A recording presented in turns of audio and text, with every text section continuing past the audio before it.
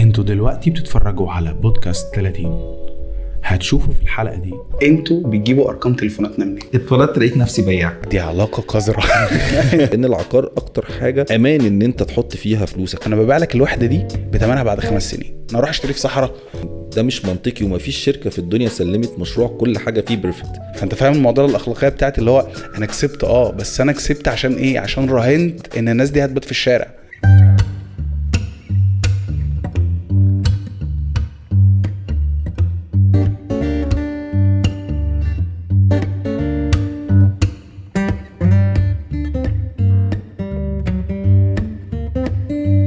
اهلا بيكم في حلقه جديده من بودكاست اللي لسه ما اخترنالوش اسم.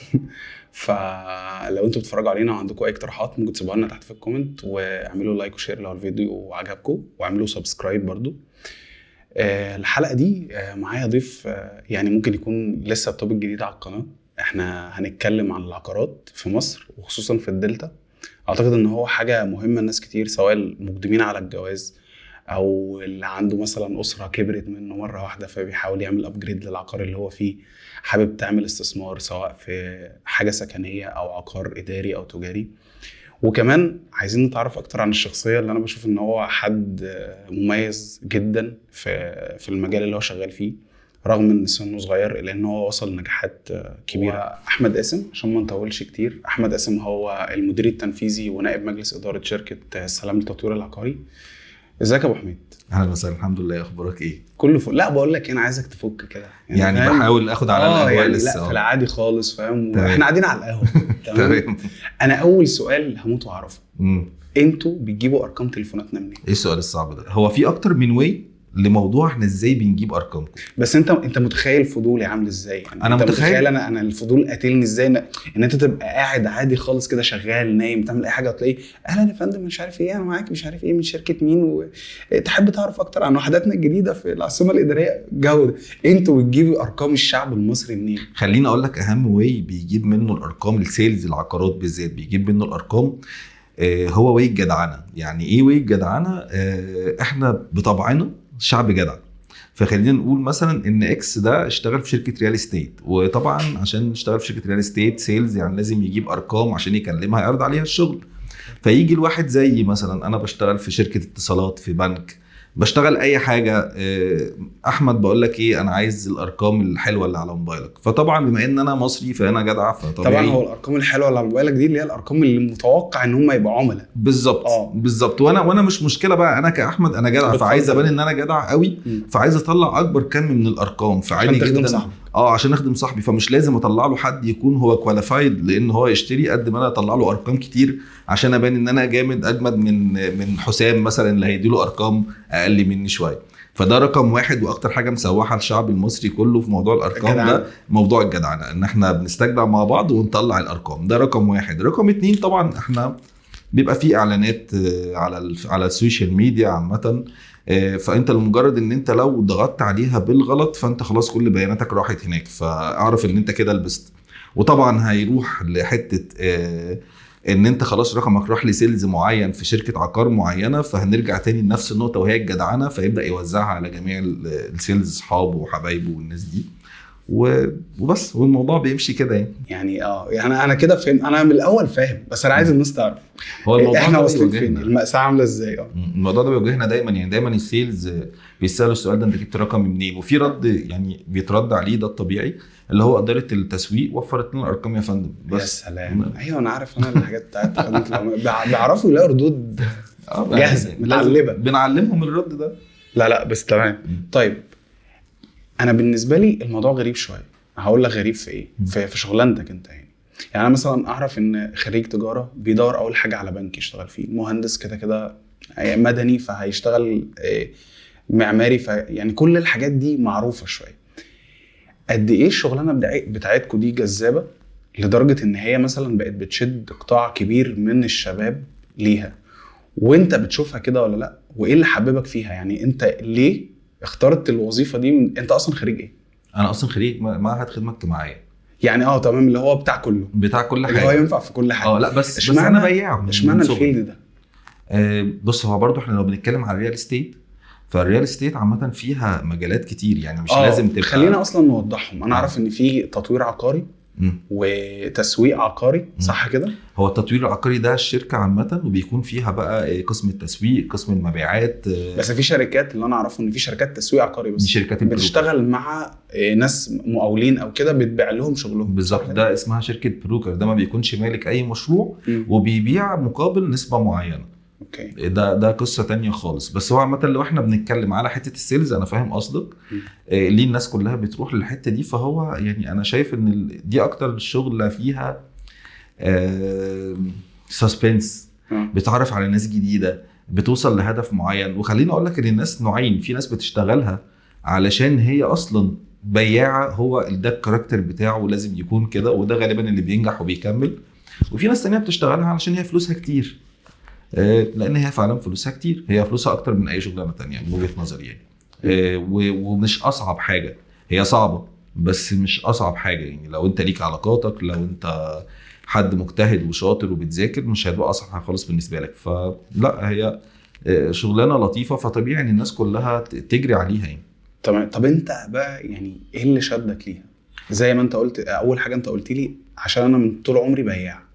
فاعتقد ان دي اصلا اهم حاجه في الشغلانه، لو انا فاهم صح. ايه تاني؟ انا ما اتشدتش ليها، هي جت لغايه عندي يعني. انا يعني هي اقدار ربنا طبعا، بيحطك في المكان اللي انت عايزه. انا يعني اتولدت لقيت نفسي بياع. انا شغلانتي الاساسيه كانت بياع الاول خالص، كنت في محلات عادي جدا، بياع بشنطه تايم شير، بلف على المحلات وببيع لهم حاجات للتايم شير. اول شغلانه مثلا يعني خدتها وكانت عندك كام سنه وكنت بتشتغل ايه؟ بتبيع ايه؟ اول حاجه خالص كان عندي 15 سنه وكنت ببيع اكسسوارز للموبايلات.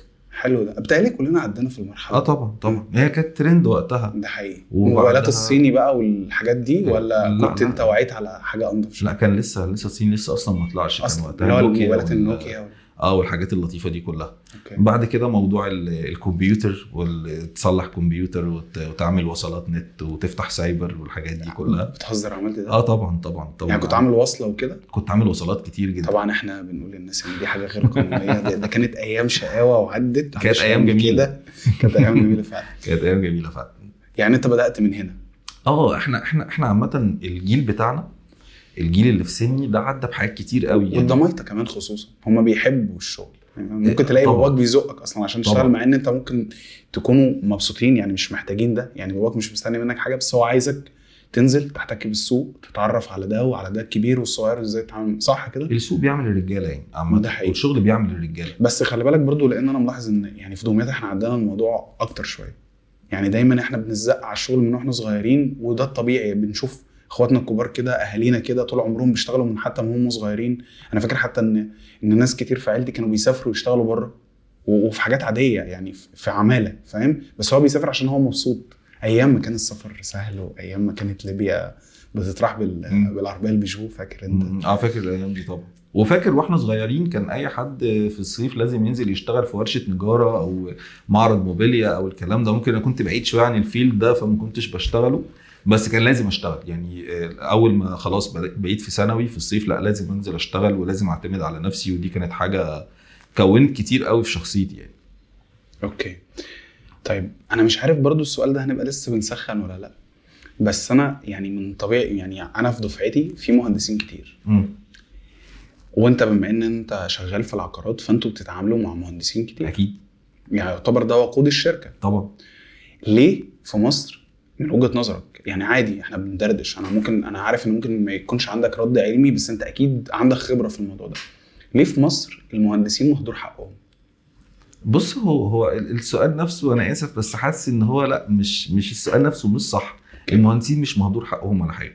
المهندسين اهم حاجة بتكون موجودة في الشركة. بص انا مش بتكلم على تجربتك انت في الشركة دي، بس انت اكيد في المجال وبتشوف غير الشركة اللي انت فيها شركات تانية. بص، بتكلم بوجه عام. مشكلة المهندس ان المهندس عايز لما يتخرج من كلية هندسة يشتغل مهندس بس، غير خريج تجارة ممكن يشتغل في بنك، ممكن يشتغل في اي حاجة تانية، ممكن يشتغل سيلز، ممكن يشتغل كاشير عادي، ممكن يشتغل كاشير، ما لهاش علاقة. لكن المهندس دايما لا، انا خلصت هندسة انا هشتغل مهندس، ما عنديش حاجة تانية غير كده.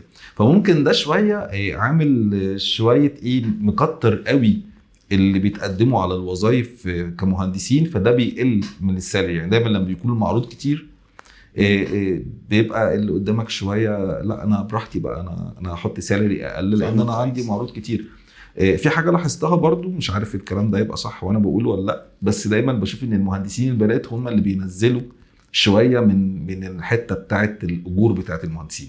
في الغالب لو جيت تبص على اي مكتب فني او اي مكتب استشاري هندسي هتلاقي دايما البنات اكتر من الولاد. اوكي، بالذات في الحته الاستشاريه توصل، بالذات اللي بتوع العماره بالذات او مهندسين العماره دايما تلاقيهم اكتر.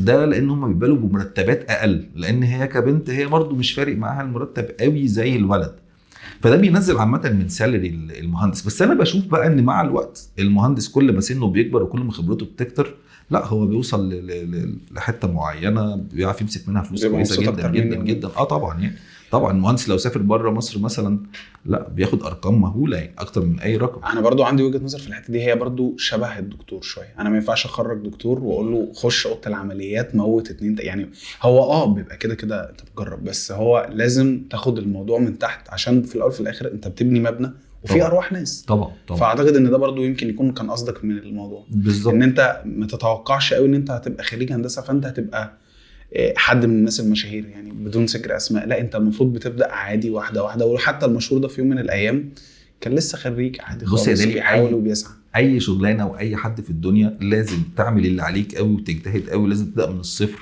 ولازم تاخد في الاول سالري قليل، وواحده واحده واحده هتوصل للحته اللي انت عايزها. مش معنى ان انت خريج هندسه يبقى خلاص انا هبقى اكبر مهندس في الدنيا على طول، لا امشي استنباتك صح وانت هتبقى احسن حد في الدنيا. طيب خلينا نهدى شويه عشان انا حاسس ان انت كنت متضايق من السؤال او من صيغته. لا خالص. بس لا انا معاك، انا فاهم اصلا انت بتتكلم منين او جاي منين. انا مقتنع جدا باللي انت بتقوله، بس هو يعني انا عشان برضو دفعتي فيها مهندسين كتير فانا ملاحظ الموضوع ده. بس هو انت بتتكلم في نقطه منطقيه جدا. المهندس اهم حد على فكره في الشركه، ده كلام يعني ده حقيقه فعلا. المهندس اهم عضو عندي في الشركه. لا مثلا في شركه، بس انا بكلمك مثلا على الجانب المظلم من شغلانه هندسه. فكره انت دلوقتي بتتكلم في شركه في مهندسين لما بيبداوا بيبقى مضطر ان هو يشتغل مع مقاول، فانت فاهم بقى السكه رايحه فين. انا مش مضطر اكمل لك ايه اللي هيحصل يعني انت اكيد عندك خبره يمكن اكتر مني. انا بسمع من 3-4 شباب على القهوه انت اكيد فاهم الدنيا دي. فبيبدا براتب قليل بيشيل شغلانات مش بتاعته، الجوب ديسكريبشن حاجه معينه هو بيشيل الموقع كله. ممكن يبقى اصلا على الورق انت مثلا عندك 30 مهندس بس هو في الحقيقه واحد شايل شغلهم كلهم عشان انت توفر وهكذا. ومين فينا اول ما اشتغل ما عملش كده بالظبط. فانا بتكلم من الحته دي. بس انا فاهم ومتفاهم جدا ان عندكم مثلا في الشركه او في شركات تانية لا في تقدير للمهندس وهكذا، ومقابل ان انت خلاص انت بتبقى عندك هو تقريبا بتقاس بسنين الخبره. طبعا. فهو انت كل ما خبرتك بالظبط شطارتك وخبرتك هي اللي بتحدد بقى حاجات كتير. طبعا. تمام. طيب انا بحب دايما اسال انت في الطبيعي بتحب ايه يعني بره شغلك؟ ايه اللي انت بتعمله؟ مثلا انا مثلا واحد من الناس ما فيش مثلا مسلسل ما بتفرجش عليه، افلام كله انجليش يعني، العربي طبعا في رمضان، لكن غير كده انت بتبقى انا ببقى مسحول في السكه دي. بحب دايما لان انا شغلانتي مثلا مصور او تصوير او فيديو، فبحب دايما التغذيه البصريه. وخلاف كده انا اصلا قبل ما اشتغل فانا بحب السينما فبعمل. انت في الطبيعي بتعمل ايه؟ انا بحب اليوتيوب قوي. انت مسحول زي في اليوتيوب لدرجه انت مش متخيلها. واي حاجه اتفرج عليها. اي حاجه. بتحب ايه يعني؟ ايه مثلا القناه اللي انت بتحبها بتتابعها؟ شخص، قناه، برنامج؟ بص مش ممكن اكون مش متذكر اسماء قوي لان انا بشوف دايما راندوم، مش بقف على حاجه معينه، بس انا بحب اتفرج على الحاجات اللي فيها تاريخ. بحب قوي علوم الفضاء. بحب قوي التثقيف الجغرافي، يعني الاقتصاد، الجيوبوليتيك والحاجات ده كده ولا كده علشان الشغل لازم بكون متابع دايما الحته دي يعني. بحب الطبخ، بحب اتفرج على فيديوز الطبخ جدا فوق ما تتخيل يعني. بتعرف تطبخ؟ لا بس بحب اتفرج، وبحب اتفرج على الفيديوز بتاعت اللي بيجيبوا سجاده مش نظيفه وبيقعدوا ينظفوها بالرشاشه. انت بتتسحل في الفيديوهات اللي بتبقى طويله في لا شيء، بيعمل حاجه واحده كده من اولها لاخرها جدا. ولو عدى مثلا دقيقتين انا ببص على حاجه جنبي او حاجه لازم ارجعها تاني واشوف. لا انا بتسحل في الفيديوهات بتاعت الدي اي واي اللي هو ازاي تعمل حاجه، ازاي مش عارف ايه ده بيسحل. بس انت اللي بيسحلك اليوتيوب يعني دايما وقت فراغك مقضيه على اليوتيوب؟ انا بحب اليوتيوب طبعا بعد البيت يعني يعني غير ان انا بكون مع البيت لا طب ما تدينا ريكومند كده مثلا فيديو حلو انت شفته شايفه اندر ريتد بتاع الكلام ده. بص هو في حد اكيد الناس كلها بتتفرج عليه طبعا، هو الدحيح. انا ده البيست عندي، انا بحب اتفرج عليه جدا. وفي حلقات معينه كده انا ممكن كل ما اكون زهقان لازم اتفرج عليها، هي بتتكلم عن الحرب العالميه الثانيه. انا من عشاق القصص بتاعت الحرب العالميه الثانيه، من عشاق قصص الحروب. مؤخرا اتشهر له برضو حرب البسوس. ممتازه. حبيت فكره التاريخ الاسلامي جدا بسببه يعني. بدات ان انا اقراه واشوفه واتفرج على فيديوز دي بسبب الحلقه بتاعت حرب البسوس بتاعت الدحيح. هو بصراحه بيوصل المعلومات بطريقه لطيفه. ممكن يبقى ريكومنديشن في حد اسمه مش عارف الناس هتحبه ولا لا، بس انا بحب اتفرج عليه، اسمه مواطن سعيد. بيتكلم عن حاجات سياسيه شويه. انا بحب دايما اشوف برضو الدنيا من حواليا عامله ازاي، السياسه عامله ازاي. بس غير كده لا، انا مش من النوع اللي ممكن يحفظ اسامي حد او يعمل سبسكرايب مثلا للشانل معينه خالص. لا انا بقلب اللي بيطلع لي بشوفه. اوكي. طب احنا هنرجع للعماره بس عشان الناس تبقى مركزه معانا. بس انا كنت حابب يعني الناس تتعرف عليك اكتر. انت متجوز بقالك قد ايه؟ 3 سنين تقريبا؟ 3 سنين ونص. عندك ايمن وعندي احمد. ايمن واحمد. ايه احكي لي. حلوين قوي ربنا يخليهم. يعني. بس يعني انا عايز اعرف انت تقريبا كام سنه؟ 34 سنه. لسه قريب خالص بقيت 34 سنه ان الشهر ده. احكي لي عن اب في الزمن اللي احنا فيه ده، تمام؟ عنده ولدين ربنا يخليهم لك، تمام؟ عايش ازاي يعني؟ بتقضي اليوم ازاي ودول موجودين في حياتك؟ طبعا الصبح شغل. لما برجع من الشغل بحاول على قد ما اقدر ان انا اساعد. مش عارف هل انا اصلا بعرف اساعد ولا لا، بس انا قناعتي الشخصيه من جوه ان انا بساعد. مفكرين ان احنا بنساعد، بس هو في الحقيقه هم فعلا بيبقوا شايلين حاجات كتير احنا مش اخدين بالنا منها. فاحنا الساعه اللي بنبقى موجودين فيها لو عملنا حاجه بنبقى مفكرين ان احنا جامدين فشخ. بالظبط. بص هو في بوينت دايما مراتي بتقولها لي، اللي هو على الاقل انت لما بتدخل تنام بتنام. انا ما بعرفش انام، انا كل شويه بصحى اشوف ده فده في حد ذاته وده مش حاجه لطيفه. لما تحب تقعد لوحدك بتعرف تقعد لوحدك، لكن احنا مش بنعرف نعمل ده، فالموضوع بيكون صعب شويه. فطبعا يعني شابوه لكل ست طبعا على اللي هم بيعملوه. الموضوع بجد صعب قوي بالنسبه لهم يعني. انا لما بتفرج على كده على مراتي وهي بتتعامل مع الولاد، لا الموضوع صعب. انا عندي ولدين، اعتقد تربيه الولاد بتكون اصعب بكتير من تربيه البنات يعني. الولاد اشقياء جدا وعنيدين، وبحس دايما فيهم وانا بتفرج عليهم كده ان هم شبهي وانا صغير او نفس الاتيتيود بتاعي. فبحس ان التعامل ما بيكونش سهل خالص، ان تتعامل مع شخص شبهك او بيعمل اللي انت بتعمله، فالموضوع بيكون صعب شويه. انت عامل ايه مع الولاد؟ والله بص انا هقول لك على حاجه. يعني الفكره كلها ان كل الناس اللي بتشوف عبد الله بتقول لي ده نسخه منك. فانت عارف انت اللي هو بيبقى فيه عليك ضغط كده نفسي، اللي هو ايه، انت بتبقى مسؤول زياده، انت عايز تخلي بالك اكتر وانت بتعمل اي حاجه عشان هو ما يقلدكش. طبعا انا فاشل في الحته دي او يعني بحاول بجتهد، بس فعلا يعني ربنا يكون في عون اي حد بيربي طفل في الزمن اللي احنا فيه ده، لان الفتن كتير وهم بيكبروا بسرعه وبيشوفوا حاجات بدري عن سنهم للاسف غصب عنك. مهما تعمل هتعمل ايه؟ هتقفل عليهم؟ هتقعدهم في اوضه؟ ما هو لو فتح اليوتيوب او فتح او اتفرج معاك حتى وانت قاعد على مسلسل بكميه المعلومات اللي داخله لهم اكتر بكتير مننا، فهم بيدخل لهم كميه معلومات صعبه جدا. ففكره ان انت ازاي بقى تهندل ده، ان انت تبقى قدوه، دي مأساة حياتي. دي الحاجه اللي بتقرقني اصلا، اللي هو انا اخاف اغلط قدامه. هو بيربونا من الاخر يعني. هو مش احنا اللي بنربيهم، احنا بنستفاد منهم اصلا اكتر، بالذات في السن الصغير ده، لان هو فعلا بيربيك، بيخليك دايما تبقى صح، تبقى مظبوط على الاقل قدامه. فانت لو فضلت تعمل ده واحده واحده هتلاقيك كده حتى بعيد عنه، وبيغيرك اعتقد. بالظبط. انا بقولك هو بيربيك بالمعنى الحرفي للكلمه، انت بتتربى، فاهم؟ فهي هم فعلا احلى حاجه في الدنيا واحلى حاجه في الجواز. فلا ربنا يخليهم لك يا رب. طب انت اسالك سؤال تاني معلش. انت بما ان انت عندك ولد وبنت، اقرب لمين اكتر او مين اللي قريب ليك اكتر؟ بص هو في مشكله، هم بيتفرجوا على الحلقات واتفرجوا عليها كلها وبيك فان للبرنامج انت بتحرجني. بس انا اقول لك على حاجه، البنت حبيبه ابوها دي معروفه يعني. وفي ناس كتير بتقول لي خلي بالك لان باين ان انت بتحبها اكتر، بس هو في الحقيقه مش كده. وفي الحقيقه انت بتحبهم هما الاتنين، بس هو البنات في الطبيعي انت غصب عنك الحب بيتقال، بيطلع بيبان. الرجاله دايما حبهم بيبقى حب مواقف، مش حب يعني اللي هو انا بحبك، انت عسل، انت اجمل واحده في الدنيا. ده دايما الكلام اللي بيتقال للبنات. انما الولاد انت بتبقى بتحبه لدرجه ان انت تاخده معاك، عايز توريه للناس، عايز تفتخر بانجازك في الدنيا، اللي هو شوفوا ابني قد ايه ذكي وقد ايه فاهم. في هو عشان الحب مختلف، فممكن يبان ان انت بتحب البنت اكتر، بس دي مش حقيقه، هو بس عشان حبها بتقال.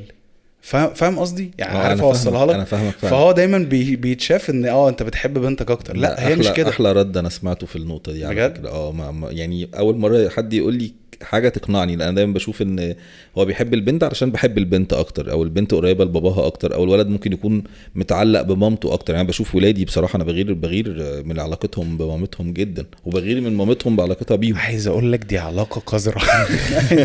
انا ببقى قاعد في ايه، ما تلموا نفسكم. ده حقيقه فعلا. مش كده يعني، مش قدامي يعني، ما انا بني ادم برضو. لا والام نفسها هي بتحس ان بعد ما انت كنت كل حاجه، لا هيبقى انت وولادك، ولو عندك بقى ولدين فالحب بيتوزع بقى كده على 3، وغالبا بيروح ليهم هم اكتر منك. فانت لا، طب انا فين؟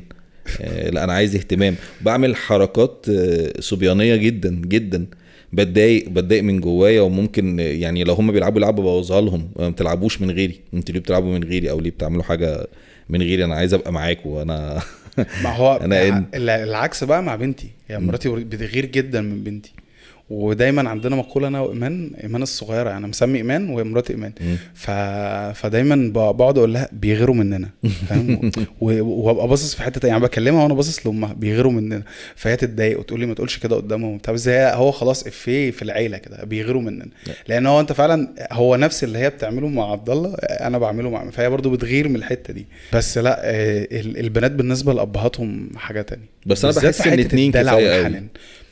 والله بص يعني انا امنيه حياتي ان طب انا اقول لك على حاجه، يعني دي حاجه دايما بقولها لمراتي. انا من امنياتي اللي انا دايما بدعيها في كل صلاه، ان انا ربنا يرزقني التحرر المالي اللي يخليني ما بقاش بفكر في الحياه، ما بقاش بفكر في متاعها، ما بقاش بفكر ان انا انزل اشتغل واعمل. لا اللي هو خلاص انا ربنا رزقني من المال اللي يكفيني ان انا ممكن اتفرغ لحاجات تانية اهم من ان انا اشتغل. فاهمني؟ ما يبقاش الشغل اخد الوقت ده من حياتي اقصد يعني. فانا لو بتمنى ده كمان عشان اخلف كتير. يعني انت شايف ان الموضوع كله هو تحرر مالي مش اكتر؟ بص اقول لك على حاجه، هو مش تحرر مالي، هو انت ما ينفعش. انا ضد فكره ان انت تخلف كتير وانت ما عندكش وقت تربيهم. يعني هي الموضوع الكلمه بسيطه او عامه شويه، بس هي فعلا تعني ده. لان انت مش مهم يبقى معاك فلوس على قد ما يبقى مهم ان انت هتديهم وقت من حياتك. صح. فده التزام اكبر من الفلوس وحاجه اهم من الفلوس. فلو انت مش هتقدر ان انت يبقى عندك الوقت ان انت تربي فيه 4، لا خلف 2 واكتفي بيهم، وربنا يبارك لك فيهم وحوط عليهم كده الدنيا تمام زي الفل حتى لو معاك فلوس. دي وجهة نظري في الموضوع. هي فعلا الطفل كل ما بياخد منك وقت اكتر كل ما بياخد من شخصيته. يعني هو بيزود معلومات ليه، بيكتشف الدنيا اكتر. مع الاب الموضوع بيكون مختلف شويه اعتقد يعني. طبعا الام ست الكل، وهي اصلا اللي بتبني شخصيه الطفل. بس برضو اعتقد الاب في حته الام ما تعرفش تديها للابن او للبنت. هما الاثنين بيكملوا بعض، بس فعلا طبعا. كل واحد ما يقدرش يقوم بدور التاني. طبعا لا احنا استحاله نقوم بدورهم. يعني البنات ما شاء الله والامهات اقوياء جدا جدا عننا يعني في كل حاجه. هما بيستحملوا الصراحه حاجات. انا ساعات لما بقعد في البيت وقت طويل بهتجنن. يعني لو بقول لها يعني ربنا يكون في عونك، ما اقدرش اقول لها حاجه تانية، ما انا مش هكرهها في حياتها، بس في نفس الوقت انت قادره تعملي ده ازاي؟ احنا محتاجين نحييهم من لا هم فعلا يعني. احنا من غيرهم ولا حاجه بجد. طبعا احنا بنيجي ناخد الحب على الجاهز. طبعا ندخل من الباب كده نلاقي الاحضان وبتاع على الجاهز. هم فعلا بيتعبوا. ربنا يكون في عونه. لا بجد شابول كل ست بجد. طبعا. والله طبعا بجد. طيب لا تكون عايز تسالنا اي حاجه تانية قبل ما نخش. انا بحب اسال جدا، وانا بحب اسال. انت مش متخيل بقى يعني هنا عمال بسال بس ممكن نغير. لا يا باشا في اي وقت اي سؤال. تمام. طيب نرجع تاني لموضوع العقارات. وهو سؤال برضو يعني حتى انا لما قلت للناس انا في ضيف جاي لي شغال في المجال ده وكده، تحبوا مثلا ايه الحاجه اللي ملفته او كده، كلهم اجمعوا على فكره الاوفر برايس. هو ليه؟ انا فاهم طبعا ان هو سوق وعرض وطلب وكل الحاجات دي تمام، ده كل الناس متفهماه. بس حتى في الوقت اللي فيه ركود اقتصادي يعني، واكيد الناس فاهمه يعني ايه ركود، مش محتاجين نشرحها يعني، ما حدش بيشتري ولا بيبيع والفلوس على قد والكلام ده، اللي هو الوضع الحالي موجود بعد كورونا وبعد الحرب الروسيه الاوكرانيه. حتى كده برضو وفي اوفر برايس. فانا هل انت عندك يعني وجهة نظر في المعلوم ده؟ ليه دايما العقارات بتزيد؟ مش يخلي بالك من نقطة معينة قوي، ان دايما في الازمات اكتر حاجة بتشتغل العقار او عشان استثمار طبعا، او الحاجة اللي انت ممكن تحط فيها فلوس وانت ضامن ان هي سعرها ما يقلش، او على الاقل تحافظ على فلوسك في تحافظ على قيمة المال اللي اتحط فيه بالظبط في الزمن اللي احنا فيه اللي كل حاجة فيه بتعلى وبتجري دي. لو جينا نبص على العقار نفسه نلاقي الموضوع نسبة وتناسب. يعني تعالى نحسب انت كيلو الجبنة الرومي كنت بتجيبه من سنتين بكام، تمام، والنهارده بكام؟ البيضة كانت بكام والنهارده بكام؟ هو نفس الكونسبت بالظبط. الشقة كانت من سنتين بكام والنهارده بقت بكام، او المحل او ايا كان، لان هي دي بتتبنى بماتيريال معينه. الماتيريال دي سعرها بيزيد، في ناس بتشتغل، الناس دي مرتبهم بيزيد، فبالتالي طبيعي جدا ان السعر يزيد في العقار يعني. ودايما بنسمع كلمة حتة ان لا ده شوية والاسعار هتنزل، الاسعار العقار هتنزل، وده ما بيحصلش. انا من اول ما اشتغلت في الريال استيت وانا بسمع الكلمة دي من العملاء بالذات، الاسعار هتنزل. لا، الاسعار ما بتنزلش. طب ليه ما بتنزلش؟ لان العقار اكتر حاجة امان ان انت تحط فيها فلوسك. انا بقولك على الاقل لو مش هتكسب فلوسك قيمتها هتفضل ثابتة، ودي حاجة مش موجودة دلوقتي في زماننا. يعني قول لي انت ممكن تحط فلوسك في ايه وما يكونش فيه ريسك غير العقار؟ يعني لو هنلخص اللي انت قلته او اللي انا برضو فاهمه، هي فكرة ان حتى لو الناس مش بتشتري، اللي هو انا وانت والناس العادية مش بتشتري، فاحنا بنحسب او بنفكر ان الناس مش بتشتري. لا، هو في ناس اللي هي اوريدي معاها فلوس وعايزة تحط فلوسها في حاجة تضمن ان القيمة بتاعتها مش هتقل، بالذات في وقت الازمات. فعندهم ملاذات امنة زي الذهب، او ان انت تحط فلوسك بالدولار او اللي بيسموه له عائد دولاري يعني، او ان انت تحط فلوسك في العقارات. فهو بالنسبه له العقار هو كاحصائيه، هو انت كده كده قيمته بتزيد في حدود من تقريبا من 8% ل 15%، كده كده ده حاجه اساسيه. غير ان انت لو اجرته هو كده كده بيجيب لك فلوس زياده. بالظبط، انت فبخلاف لسه عايز اقولها بالظبط، فبخلاف ان انت كده كده هو حافظ قيمه فلوسك وبتزيد. يعني لو في تضخم 8%، فهو كده كده مينيمم هو هيزيد السنه اللي جايه 8% عن قيمته الحاليه اللي انت اشتريته بيها. فكده كده انت حافظت على فلوسك. ده بخلاف ان انت لو اجرته فهي برضه هيرجع لك تقريبا في حدود من 10 ل 15% من قيمته كايجار. لا، وفي حاجات تانية كتير. يعني انت في الذهب ما تنفعش تقسط على 7 سنين وعلى 8 سنين، في العقار بتعرف تعمل ده. في الدولار بيطلع وبينزل وفي مشاكل كتير، فانت لا ممكن تخاف. العقار نفسه فيه اكتر من طريقة للاستثمار. انت النهاردة ممكن تجيب الحاجة، وخلينا نتكلم بلدي شوية، وتسقعها مثلا، تمام، بعد كده ترجع تبيعها تاني فبتكسب فيها. وكمان في الفترة اللي انت سايبها ممكن تأجره الاند يوزر وهو بيشغله وبيدي لك ايجار، فبالتالي في استثمار كمان دايم. ده مش موجود في الذهب، مش موجود في الدولار، موجود في العقار بس يعني. فعشان كده العقار اعتقد ان هو اكتر حاجة ناجحة. وبعدين في جزء كبير جدا جدا من العقار اللي بيتباع في مصر بيكون عن طريق العاملين بالخارج. احنا في ناس كتير جدا بتشتغل بره مصر، فدي حاجات احنا مش شايفينها. احنا مفكرين ان في ركود فمفيش، عشان احنا مش بنشتري فمفيش حد بيشتري. مفيش ركود يعني. انا فاكر كويس قوي ايام الكورونا. لا، ايام الكورونا كان في ناس بتشتري عقار كتير جدا جدا، مع ان دي اكتر ازمه انا شفتها عدت علينا في مصر ايام ثوره 2011. يعني الدنيا ما كانتش مظبطه خالص. لا، كان الاتجاه للعقار كان كبير قوي. دلوقتي بعد حرب اوكرانيا وروسيا نفس الكلام. لا، الاتجاه للعقار بيزيد، وبعد تحرر سعر الدولار الاتجاه للعقار برضو بيزيد. مش كل الناس بتفكر بنفس الطريقه. وبعدين احنا كتير، ففي ناس كتير شايفه البنوك امن لها، في ناس شايفه الدولار امن لها، ناس شايفه ان الذهب امن، ناس شايفه ان العقار امن، البورصه بالظبط يعني. فبرضو لو هنلخص اللي انت قلته، هي فكره هو بيزيد عشان هو في الاول في الاخر هو ملاذ امن لاي حد عايز يحفظ فلوسه او يستثمر. بالظبط. تمام. طيب ده ياخدنا لسؤال تاني.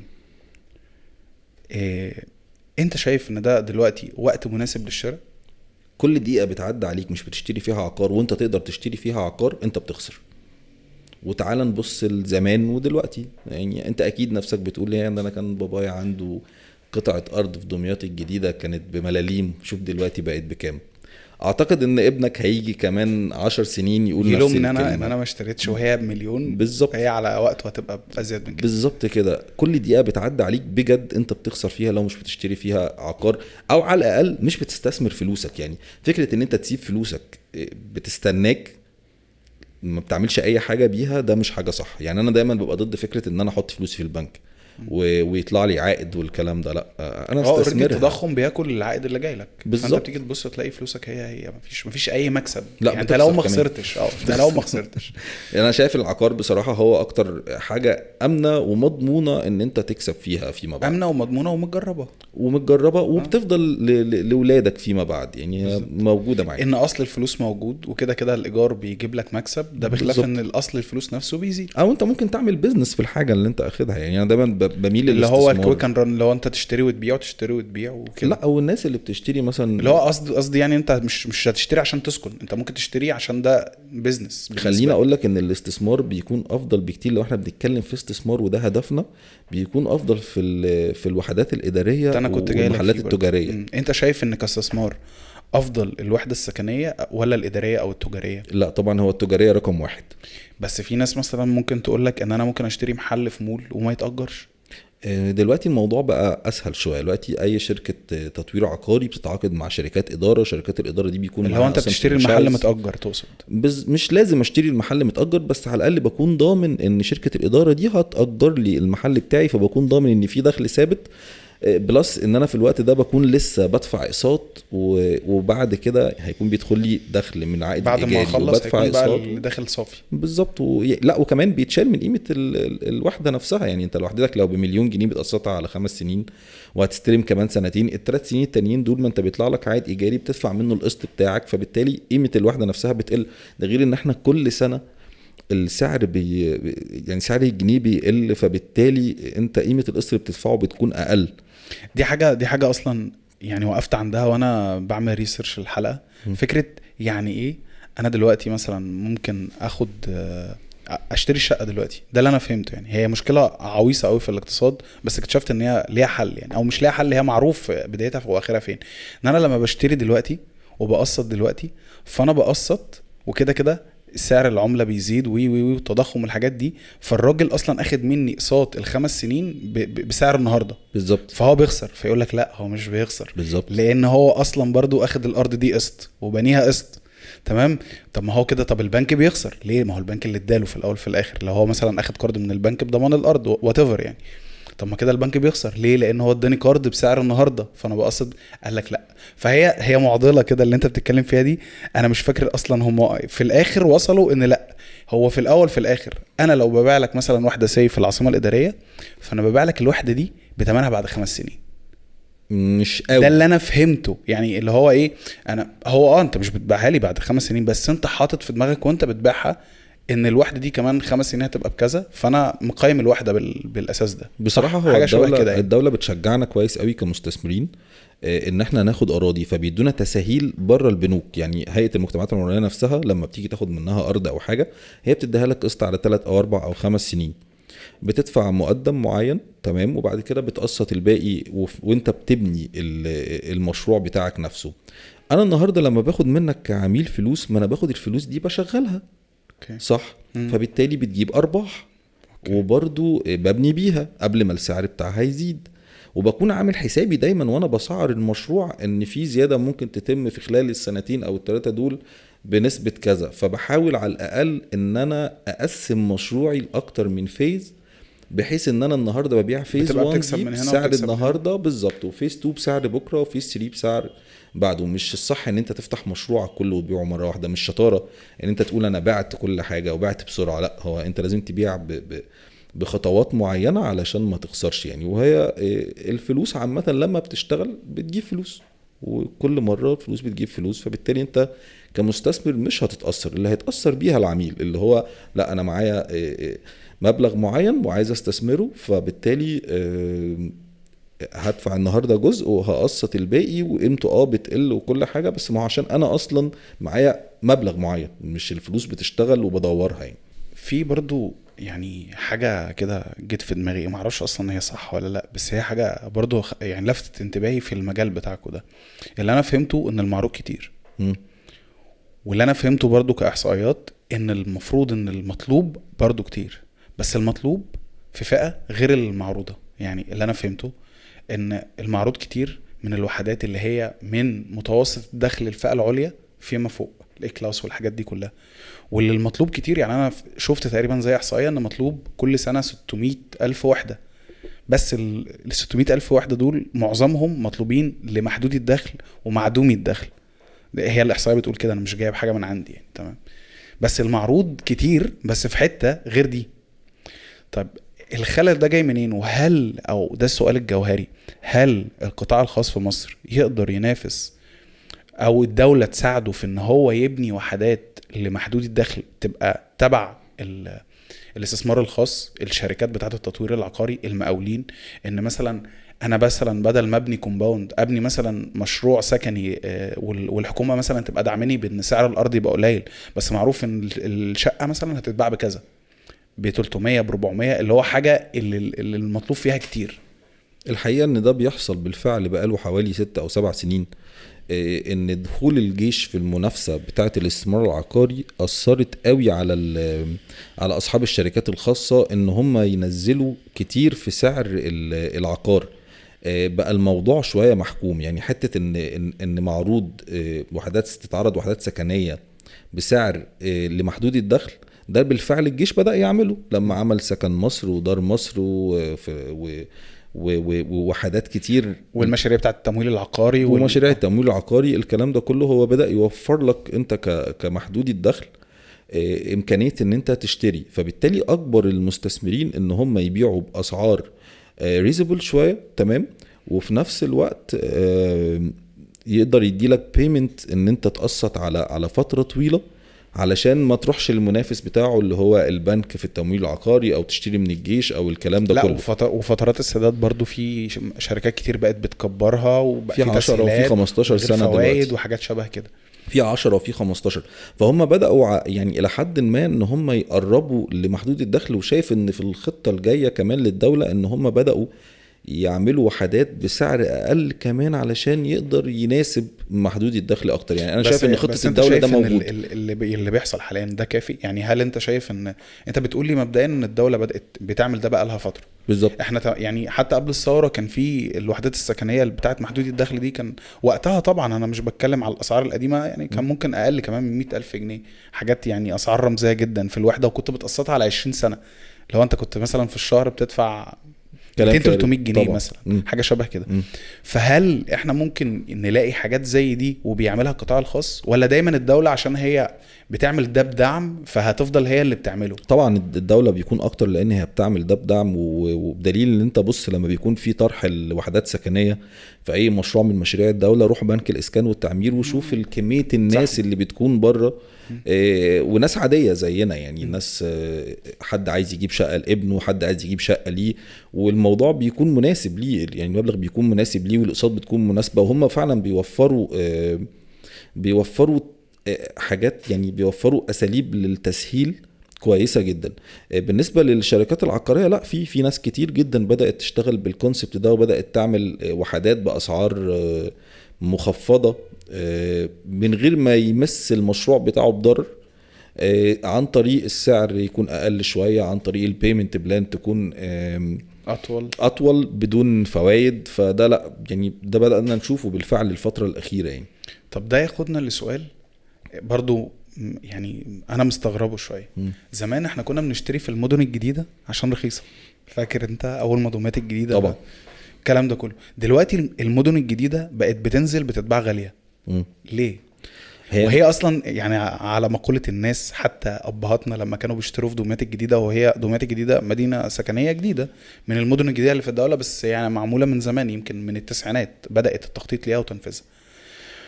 وبحب والله شاوت اوت لحسب الله الكفراوي، والله طبعا خططها صح الصح طبعا. الصح، مدينه لطيفه جدا يعني انا بعشق. بص انا كنت في ايام الدراسه كانوا مسمين يعني محمد دمياط، كنت دايما بقعد احكي لهم، واي حد يغلط فيها حتى من الضمايطه باكله قدامهم يعني. انا كنت بشوف ان دمياط دي من اجمل المدن، بالذات دمياط الجديده، دمياط عموما والله تمام، وراس البر والكلام ده. كنت اقعد احكي لهم فهم كانوا بيبقوا مستغربين، لحد ما انا اتجوزت وعزمتهم بقى في الفرح، في اللي هو حبوها طبعا صح. لهم مكان وقعدتهم وبتاع وخرجتهم، فشوف وريتهم بقى احنا بنعيش ازاي اليوم بتاعنا تمام. حتى احنا ما عندناش كميه الترفيه وقتها يعني اللي عندهم، بس قد ايه المدينه حلوه، قد ايه المدينه هاديه، قد ايه فاهم. 10 دقايق تبقى في البحر. انتوا ازاي عايشين في القاهره من غير بحر؟ فاهم قصدي؟ انتوا ازاي كده؟ فاهم. فده كان بقى سؤالي، ليه المدن الجديده بقت اصلا غاليه وهي لسه صحراء على يعني زي ما اهلنا كانوا بيقولوا اللي هو انا اروح اشتري في صحراء، وهي اصلا كانت بايه؟ كانت ب 18000 جنيه الشقه فاهم. اللي هو انا اقول لك اروح اشتري في حته اقعد في صحراء. الموضوع دلوقتي بقى مختلف شويه. دلوقتي الدوله لما بتيجي تعمل مدينه جديده زي العاصمه الاداريه او زي المنصوره الجديده او ايا كان او العلمين الجديده او كده، بقت بتحط لك اوبشنز في المدينه تخلي المدينه تشتغل بسرعه. يعني بقى بيعملوا جامعات، بقى بيعملوا مصالح حكوميه معينه، بقى بيبنوا سكن خاص زي دار مصر وجنه مصر والكلام اللطيف ده كله، بيكون تسليم فوري بحيث ان الناس تبدا تسكن فيه. فهو بقى بيعجل لك فكره ان المدينه نفسها تكون عمرانه. تمام. طيب لما نيجي نبص بقى لحته السعر، تعال نقارن مثلا سعر شقه هنا في دمياط الجديده مثلا بشقه في دمياط نفسها او في المنصوره. اوكي، انت بتقارن المدن المحليات بالمدن الجديده. تمام. هنلاقي غالبا السعر هيكون متقارب جدا. ممكن يكون المحليات او دمياط تكون اغلى شويه. ازاي؟ انا بحس انه اقل يعني. شوف في دمياط مثلا ممكن تلاقي حاجات ارخص من هنا النص مثلا. لا كتمليك. ما انت برضو ما تقارنش مثلا شقه في دمياط في شارع رئيسي بشقه في دمياط الجديده في شارع مثلا مش عارف اقولها لك ازاي يعني خلينا نقارن ابل تو ابل يعني. ما نروحش نجيب شقه مثلا في ميدان بشقه في ميدان او شقه في شارع رئيسي بالظبط. خلينا نقارن حاجه زي حاجه هتلاقي نفس السعر، ما فيش اي فرق. مع اختلاف ان الشقه بتاعت المدينه الجديده او دمياط الجديده دي بيكون فيها اوبشنز زياده، ان انت لا ساكن في قدام شارع اوسع، المدينه متنظمه اكتر، مساحات خضراء، مكان للباركينج بتاعك، الارتفاعات مش كبيره قوي، كل حي فيه مسجد ومدرسه وجامع والكلام من ده. لو جينا نحط كل الاوبشنز دي في الشقه بتاعت المدينه الجديده ونقارنها بالمدينه بالشقه اللي في المحليات، هنلاقي ان لا الشقه بتاعت المدينه المفروض تكون اغلى مرتين 3، فبالتالي هي كده سعرها لا يعني مش هي بيزيد. اللي انا فهمته منك ان الدوله بقت بتبيع المكان بخدماته بالظبط ومتسوق وكده ومتغلف تغليف حلو يعني. احنا لو جينا نعري الشقه دي من الاوبشنز اللي فيها ونقارنها بدي هنلاقي الاثنين نفس السعر. اوكي. فلما نزود الاوبشن اللي موجوده هنا لا هنلاقي ان ستيل لسه السعر في المدينه الجديده ارخص بكتير من السعر في المدينه القديمه. يعني برضو وانا بسأل الناس وكده وانا بكتب للحلقة، فكرة التشطيب او الاستلام، لما انا خلاص انا دلوقتي مثلا قدمت في اي مشروع سواء مع شركات قطاع خاص او حكومة، ازمة الاستلام بقى والتشطيب والحاجات دي، انت بتشوف الازمة دي ازاي وليه اصلا ممكن تحصل؟ ان انا مثلا الشقه مثلا المفروض ان انا هستلمها بمواصفات معينه، باجي مثلا في مرحله الاستلام لو انا مثلا جايب حد يستلم لي مهندس او كده، فيبقى عندك ملحوظات كتير. او فكره المشاريع اللي انت بعد سنه واتنين السباكه تضرب والكهرباء مش عارف يحصل لها ايه وي الى خلافه بقى من هذه المشاكل. شوف هو الغلط وارد يعني. طبيعي ان انا لما يكون في حد بيعمل مشروع او مطور بيعمل مشروع، طبيعي هيكون في حاجات مش كل حاجه هتطلع بيرفكت، ده مش منطقي، ومفيش شركه في الدنيا سلمت مشروع كل حاجه فيه بيرفكت. بس فيما بعد الفكره ان لما الكلاينت يرجع للشركه نفسها ويكون عايز حقه منها، ان الشركه تساعده. يعني خدمه ما بعد البيع، انا النهارده مثلا تعاقدت على شقه معينه بنظام تشطيب معين، ونظام التشطيب ده ما طلعش هو اللي انا متعاقد عليه، انا كشركه لو انا حابب فكره الاستمراريه وان انا اعمل مشروع واثنين وثلاثه واربعه، مش عامل مشروع وقف وخلاص، لازم ومجبر ان انا اعمل له اللي هو عايزه حتى لو هدفع من جيبي او هخسر. ده علشان سمعتك، لان السمعه هي اهم حاجه في للمطور العقاري. فانا بشوف دايما الحته دي بترجع لضمير المطور. يعني انت لازم ككلاينت تكون مستوعب ان انت ممكن يكون عندك حاجات مش بيرفكت زي ما انت متخيل. تمام، ولازم تستوعب ده وتتناقش وتوصل لحل بطريقه كويسه ومحترمه. وانت كمطور لازم تستوعب كويس قوي العميل وتعرف ان هو على حق، لان طبعا زي ما احنا عارفين الزبون دايما على حق، والكلاينت في الاول وفي الاخر هو زبون. انا بشوف اصلا ده موجود في كل حاجه. يعني احنا ساعات واحنا حتى بنشتري جهاز او الكترونيات، احنا ساعات بنروح للبراند عشان خدمه ما بعد البيع، طبعا صح. فهي اعتقد ان هي هنا برضو تشتغل، هي نفس التطبيق بتاعها، ان هو انت مثلا ممكن تروح لمطور عقاري معين بس عشان عارف ان من تجارب سابقه او من حكايات الناس ان كان في مشكله بس اتحلت. ولازم في العقد بتاعك تكون ضامن كل حاجه، يعني لازم وانت بتكتب عقدك تكون ضامن نوع التشطيب. وانا برضو بريسيرش من غير ما اقطع كلامك، يعني انا خلاص قطعت. لا براحتك. لفت نظري حته الشيرنج في الارض، اللي هو ان انت لما تشتري شقه في ناس بتعمل ده بان انت بتديك حصه في الارض، وفي شركات تانية لا. واللي هو فكره ان انت لازم تاخد محامي تبقى فاهم برضو. فانت اثرت النقطه دي، انا كنت ناوي ان احنا نتكلم فيها، فكره اللي هو قد كده الموضوع مهم ان انت تاخد محامي تبقى ضامن حقوقك، الحاجات دي كلها. وفكره برضو الحته بتاعت اللي هو حصه الارض دي. هو حصة الأرض ده شيء حتمي لازم يكون موجود، يعني ما تشتريش طبعا حاجة من غير ما يكون لك حصة في الأرض. طب فاهم الناس أكتر يعني إيه أنا ممكن أشتري شقة وأنا ماليش حصة في الأرض؟ إيه الفرق بينهم وإيه المميزات؟ ده في المحليات. في المدن القديمة زمان مثلا، يعني منطقة الهرم كلها ومنطقة فيصل دي كلها، الأبراج الطويلة اللي أنت بتشوفها دي، ناس بتشتري الشقة بدون حصة في الأرض. يعني لو لا قدر الله العمارة دي وقعت، أنت خلاص مالكش أي حاجة. انما في المدن الجديده او في الوقت الحالي اللي احنا فيه، لا، العميل حتى بقى فاهم لازم يكون ليه نسبه في الارض على المشاع. كلمه على المشاع دي يعني نسبه غير محدده. انت ليك مثلا 60 متر، ال 60 متر دول موجودين في الارض، بحيث ان انا لما ابني الارض ده انت كده ليك شقه بنفس المواصفات اللي انت كنت اخدها، لان هي نسبه وتناسب. لو الشقه مثلا 120 متر فانت ليك 60 متر في الارض، فبالتالي انت تمتلك في الارض دي خلاص. المالك الحقيقي ما بقاش الارض، ما بقتش بتاعته، هو باع لك الارض بس النسبه بتاعتها على المشاع، بحيث ان انت فيما بعد تبنيها تاني وتكون أنا دايما بسمع الكلمه بس اول مره اعرف تفسيرها بتاع المشاع دي. كلمه على المشاع يعني مش محدده. لو انا مش مضطر ان انا في كل عقد واحد هكتب هو ليه قد ايه، بس هي على المشاع دي اللي هو هتتقسم في الاول في الاخر علينا، فانا ضامن حقي ان انا اخد نفس الشقه بنفس المواصفات بالظبط. وده بدا يحصل، لا قدر الله لو حصل حاجه. بدا يحصل كمان في المولات التجاريه، ان انت مثلا يبقى في سي محل او مول نفسه، المول نفسه عباره عن 2000 متر، فانا مش ببيع لك فيه محل، انا ببيع لك فيه نسبه امتار على المشاع. وانا كاداره ببدا ان انا اشغل المشروع واجره مثلا، او اشغله انا بمعرفتي، وبيطلع ارباح معينه، وبتاخد نسبه الارباح على حسب نسبتك في الارض. النسبه اللي انت شاريها، انت شاري مثلا 200 متر في الارض، مفيش حاجه اسمها انا ليا محل هنا، لا، انت ليك 200 متر في المول، والمول ده بيشتغل وبيطلع لك نسبه ارباح.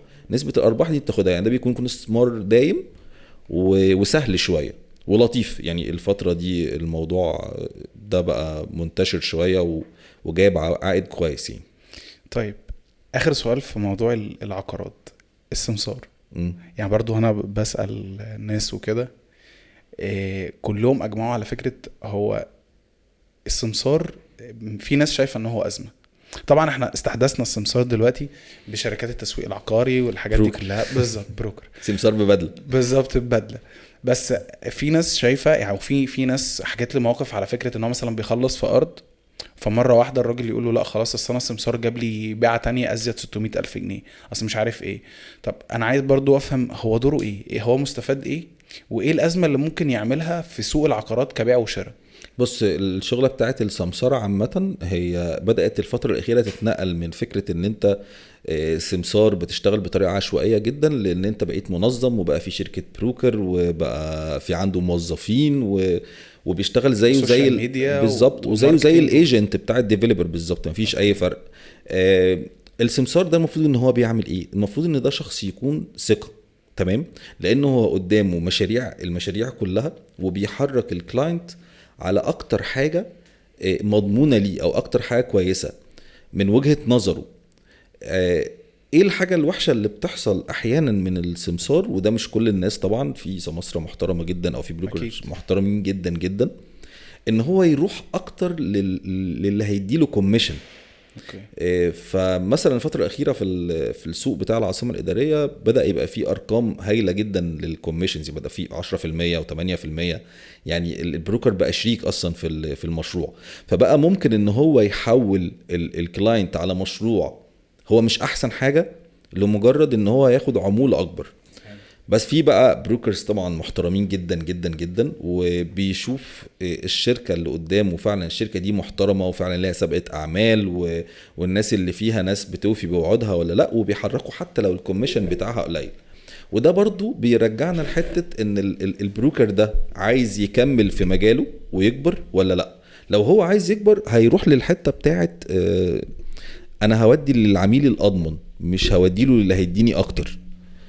فبرضو انا بشوف ان هي بترجع لضمير الانسان، يعني زيه زي المطور العقاري اللي ممكن يدي وعود كتير قوي وما ينفذهاش، هي زيها زي البروكر. بس خلينا نقول ان احنا في مجالنا في الاستثمار العقاري ما نقدرش نعيش من غير السمسار طبعا، يعني ده حد مهم جدا بالنسبه لنا. احنا بنخصص له ادارات معينه دلوقتي، في اداره اسمها اداره الاندايركت دي بس للبروكرز وللسماسرة يعني.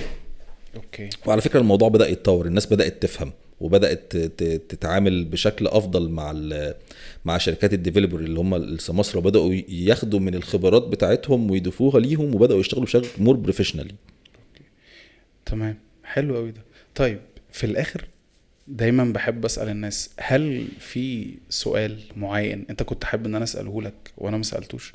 في حاجه حابب ان انت تتكلم، حاجه عايز تسالها لي، او حاجه مثلا عايز تتكلم فيها؟ انت شايف سوق السوق الفتره الاخيره في العقار في دوماتيك الجديده عامل ازاي، او في الدلتا عامه؟ والله بص، انا يعني انا في الموضوع ده انا ممكن اقول لك رايي صادم شويه. انا بشوف ان في كميه ناس شغاله ما بتتقيش ربنا في الشغلانه، دي حقيقه، فبتبوظ حتى في شغلانتنا، حتى في كل الشغلانات، فبتبوظ الحلو اللي بقيت الناس بتعمله.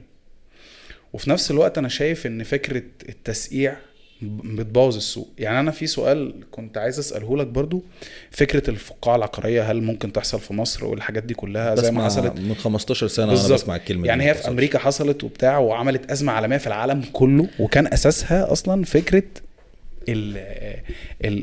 العقارات. امريكا بتشتغل بنظام الاقتراض مش زينا خالص. ده اللي انا كنت يعني هناك مفيش ديفلوبر هو اللي بيقسط دايركت للكلاينت، لا هناك انت لو عايز تشتري حاجه لازم بترجع للبنك، والبنك هو اللي من غير اي ضمانات بيديك كده بالظبط. فلا ففي فرق كبير قوي ما بين السيستم بتاع العقار في مصر والعقار في امريكا. ما اعتقدش احنا نروح الحته دي خالص. بس الناس في مصر الناس في مصر اللي بتحب تخوف الناس من الاستثمار في العقار بتقول لهم ان الفقاعه تحصل مش عشان البنوك موجوده في الصوره، ولكن عشان ان اي حاجه هتفضل تزيد تزيد تزيد تزيد تزيد واسعارها تعلى تعلى تعلى، لابد ان هيجي لها وقت وهتقع، لان مع الزياده المستمره دي هيحصل فتور من الناس اللي بتشتري، او ركود خلينا نسميه.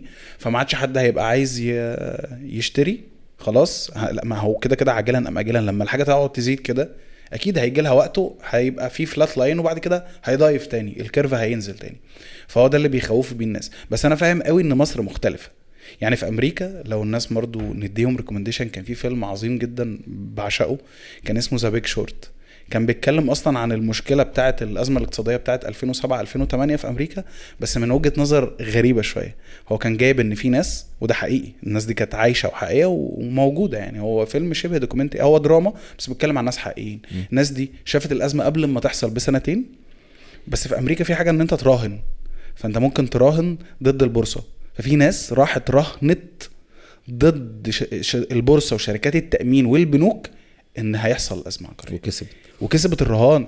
فهو بقى عندهم معضله اخلاقيه، فكره احنا كسبنا الرهان وبقى معانا ثروه كبيره، والناس بتعيط في الشارع، من بقوا هوملس، بقوا من غير سكن.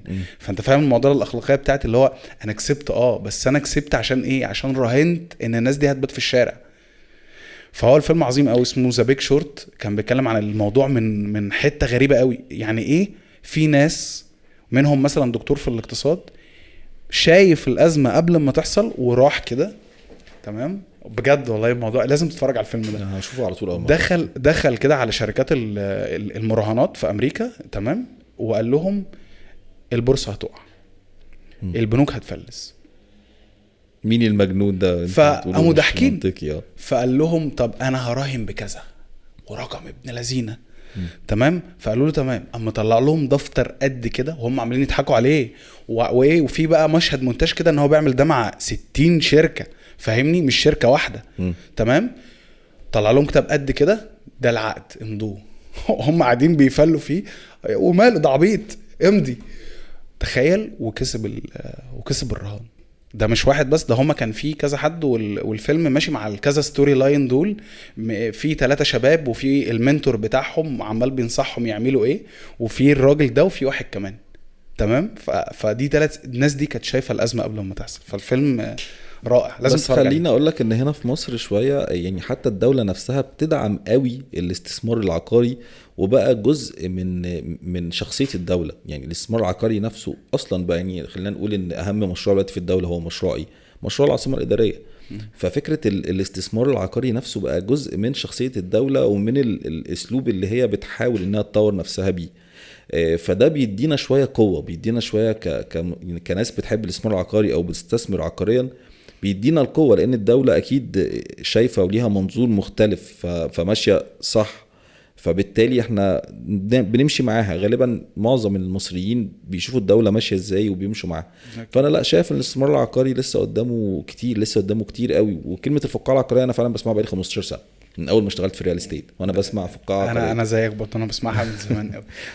هو احنا يمكن عشان هي حصلت في امريكا وترتب عليها ازمه في العالم كله، فاحنا متخيلين ده يحصل. بس الناس مش قادره تفهم ان احنا السيستم بتاعنا غير امريكا. انت هنا عشان تروح تاخد تمويل عشان شقه، لا، هو البنك لو مش ضامن حقه 100% مش هيديها لك. طبعا الازمه هناك حصلت عشان هو بيديك على المكشوف من غير اي ضمانات. بالظبط. فمره واحده الفقاعه دي لما حصلت خلاص انت مش عارف تسدد. والمديونيه كمان المشكله هناك، المديونيه بتتنقل من بنك لبنك من محفظه استثماريه لمحفظه تانية. تمام. فاصلا انت مقسط من بنك، بس اللي ليه الحق في الدين ده بنك رابع او خامس بالزبط. اصلا والدين عمال بيتباع من بنك لبنك. فطبعا ده سيستم غير اللي عندنا خالص. انت برضو بتطمن الناس ان ده استحاله يحصل. لا خالص. انا عايز الناس كلها تسمع في العقار يعني. والله بص، انا من بعد ما درست الموضوع انا شايف ان هو امن استثمار، مش عشان انت موجود بس. هو فعلا انت لو جيت حسبتها ورقه وقلم، هو في احيان كتير احسن من الذهب، في احيان كتير احسن من البورصه، في احيان كتير احسن من الوعي الدولاري. طب ايه، ناخد ميعاد بكره في الشركه ونشوف حاجه؟ شاطر يا جماعه، شاطر مش بيضيع اي فرصه. ده شرف ليا يا حبيبي. حبيبي والله يا اسمع. انت عارف انا اصلا يعني انا عندي كده شقه احلامي تفصيل، فاهم؟ انا دايما بحلم ان هي ارضي بجنينه، يا روف فاخد نصه وساب النص التاني اوبن اريا. فيا ده ما عنديش اي وسط. فانا لحد ما الاقي ان شاء الله البتاع ده ويكون بسعره 100,000 جنيه هشتري، فاهم؟ يعني اول ما الاقيه 100,000 جنيه هشتري. هم 100,000 جنيه انا حيران فيهم. هتجيب لي الشقه دور ارضي بجنينه او روف واخد نص واعمل النص التاني اوبن. اعتقد ان احنا في وقت قريب جدا هكون بعمل لك الفيلا بتاعتك ان شاء الله يا باشا. باذن الله طبعا فيها الارض اللي بجنينه وفيها الاعلانات بتاعته هنا، فاهم؟ ونختني، فاهم؟ واجيلك يا باشا. انت شاطر وتستحق ده يعني ان شاء الله. يعني ربنا يعلم من بعزك قد ايه والله. طب بس انت برضو ما قلتليش، انت في سؤال مثلا كنت حابب ان انا اساله لك، حاجه عايز تدردش فيها؟ اعتقد ان انت يعني تناولت الموضوع من كل الجوانب. يعني لا انا يعني لا تمام، مش في حاجه تانية في دماغي لسه. لا مرضي جدا مرضي جدا وارتحت كتير في الكلام والموضوع لطيف. الموضوع الكلام لطيف والكلام معاك لطيف ومريح. انا مش حاسس ان احنا بنسجل. هنكررها تاني ان شاء الله. اكيد ان شاء الله. نعدي شويه وقت كده ونشوف ايه اللي حصل. انا عارف ان انت عندك برضو مشاريع وحاجات بتفكر فيها وشغال فيها، ربنا يوفقك. اكيد انا بحاول دايما. ساعتها بقى انا عارف ان انت مش عايز تتكلم دلوقتي. انا زيك برضو ما بحبش اتكلم عن حاجه قبل ما تحصل يعني. طبعا فاكيد وانس ان هي حصلت نيجي تاني ونقعد ونتكلم. انا بس اللي حابب اوضحه ان فعلا في شباب كتير قوي في الدلتا وفي دمياط او في الاقاليم عامه، هم بيحاولوا يطوروا من البلد. يعني انا فعلا هدفي الاساسي مش الربح. انا هدفي الاساسي ان انا اخلي المكان اللي انا فيه مكان جميل. يعني ليه انا بشوف دايما ان دمياط الجديده او المنصوره الجديده هي احلى من التجمع. فيها اوبشن زياده اللي هو البحر، هي نفس التقسيمه اللطيفه، نفس الرقي، ومعانا زياده. انت بتقول نفس الكلام اللي كنت ببيع بيه لاصحابي على فكره في الجامعه، عشان ببيع لهم كده بالظبط. احنا مش بنبيع، دي الحقيقه فعلا. احنا ممكن ينقصنا شويه فاسيلتيز. الفاسيلتيز دي لو موجوده اعتقد ان وسائل ترفيه بس. طبعا اعتقد ان احنا مش هنقل اي حاجه عن التجمع او عن زايد او الاماكن اللطيفه دي كلها. وده اللي احنا بنحاول نعمله، وده اللي انت بتحاول تعمله بفكر جديد، وانا بحاول اعمله بفكر جديد، وكل الشباب اللي في سننا بيعملوه. انا شايف ان خلاص ما بقاش في فرق دلوقتي ما بين اقاليم وما بين القاهره او اسكندريه. لازم نطلع شويه من الحته دي. هو فعلا الجاب بيقل يعني كل سنه عن سنه الجاب عمال بيقل. وزي ما انت قلت طول ما في ناس بتحاول ان هي بص هو الموضوع بيجي لما انت بتبقى مبسوط بالمكان اللي انت عايش فيه فتبقى عايز تخليه احلى طبعا. فطول ما الناس دي موجوده اكيد الموضوع في الاقاليم هيقعد يتطور لحد ما كلمه اقاليم مش هتبقى بنفس مش الواقع موجودة. على الودن زي الاول، هيبقى اقاليم يعني عادي يعني فاهم. احنا مش المركز مش وهو فعلا مفيش فرق. هو حاليا ما عادش في فرق. هو فعلا زي ما انت بتقول هو الفرق ايه يعني. اصل بص انا دايما عندي وجهه نظر في موضوع دمياط الجديده. انا بص انا لو فتحت الكلام عن دمياط والله ما هوقف. ربنا يعلم انا بعشق البلد دي قد احنا ايه بنحب بجد والله. بلدنا ومبسوط وبحمد ربنا ان انا اتولدت هنا. فانا بالمقارنه يعني بالتجمع والمدن الجديده اللي موجوده في القاهره، فانا شايف ان كلمه كوميونتي هي اتخلقت اصلا في دمياط الجديده. فكره ان انت، انا فاكر ان وانا صغير كنت في مدرسه حكومي وكان الفصل نفسه في ابن التاجر اللي مش عارف ايه وابن العامل وكلنا واحد اللي هو اصلا احنا ما كناش بنفكر في الموضوع. كلنا كنا بنروح نفس المدرسه اللي هي بالمناسبه كانت بتاخد الاول على الاداره. تمام. كانت المديره بتاعتها ربنا يمسيها بالخير كان اسمها مس ناهد يعني مش فاكر ربنا يديها الصحه. كان مدرسه ايه؟ مدرسه المستقبل. كانت هنا في المجاوره الرابعه لو انا فاكر صح. وابو بكر اللي هي في السته انت اكيد عارف ابو بكر. فكان فعلا في كوميونتي. مش كوميونتي بقى اللي هو ايه، كوميونتي اللي هو انت بتمشي في الشارع شايف التفرقه الطبقيه. لا هو كوميونتي بمعنى كوميونتي اللي هو احنا كلنا اتخلطنا كده. وانت فاهم دمياط الجديده في بدايتها وحتى لحد دلوقتي هتلاقي اللي جاي من كفر الشيخ واللي جاي من المنصوره واللي جاي من بورسعيد واللي جاي من دمياط واللي كان عايش في الخليج وشاري شقه هنا ورجع واللي فاهم. فهو فعلا كوميونتي وكوميونتي حلو وكوميونتي بيحسسك كده ان الدنيا بسيطه وسهله. طبعا الناس دي تمام انا مش بعيب عليهم في اي حاجه، دي حياتهم هم حرين فيها. بس انا بتكلم عن قد ايه انا فخور ببلدي ومبسوط بيها ومبسوط ان انا لازم نكون فخورين بيها اتولدت يعني. فيها. كفايه ان فيها ناس لطيفه زيك يعني. حبيبي يا اسم والله حبيبي. تحرجنيش بقى بالله عليك. طيب والله انا فعلا انبسطت بالكلام معاك واتمنى ان انا اكون فرجت الناس كده على جانب مختلف وهو ده الهدف من البودكاست يعني في شخصيتك الناس تكون عرفتك اكتر وان احنا نكون فدناهم في موضوع العقارات لان انا شايف ولسه عند كلامي ان هو مهم لقطاع كتير من الناس. وبس اتمنى بخبرتي البسيطه ان انا اكون فدت الناس طبعا يعني. لا انا متاكد الناس هتتبسط بالكلام صدقني يعني. انا اصلا قاعد مبسوط يعني واحنا بنتكلم. ففي نهايه الحلقه يعني نقول بقى الكلام اللي هو بيتقال. ما تنسوش تعملوا لايك وشير وسبسكرايب. مش هيكلفكم حاجه والله يعني. وانتوا قاعدين كده انزلوا اضغطوا لايك كده وفعلوا الجرس واعملوا الحاجات اللي هي بتتعمل دي. واي سؤال حابين اسالوه لنا تمام. ولو عندكم اي فكره ان احنا نطور بيها البرنامج برضو قولوه. وما تنسوش برضو لو عندكم فكره للاسم قولوها لنا وعرفونا انتوا مثلا تحبوا تشوفوا مين ضيف في البرنامج. اعملوا له منشن وان شاء الله نحاول ان احنا نجيبه. وسلام. سلام. لطيف جدا. انا بالنسبه لي لطيف. لا انا تمام. انت اللي